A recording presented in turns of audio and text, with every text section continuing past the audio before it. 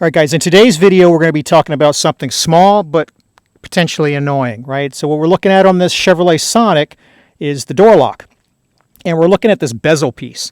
And some of you watching this may already realize, hey, I don't have that bezel piece. That's one of the problems I'm going to show you. As I activate the power door lock here, you can see this thing gradually works its way out, right?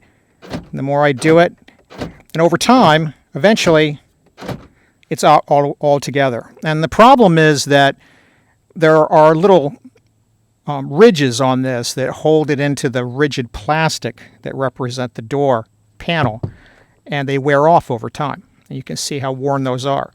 And the only way to fix this is to replace it. And you can replace it with a GM 954-63804 part, right? Still in production, pretty easy to come by.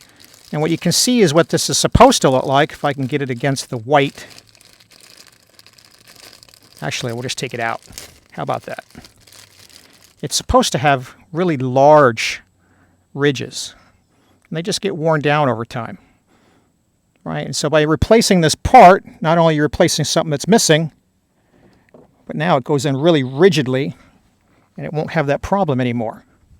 It stays put the way it's supposed to. So super short video, help you out with your Chevrolet Sonic. There may be a few other models I'll list in the description that use this same part to get this replaced and get it back the way it's supposed to be. I hope you found this video useful. If you did, hit the like button. And as always, thanks for watching.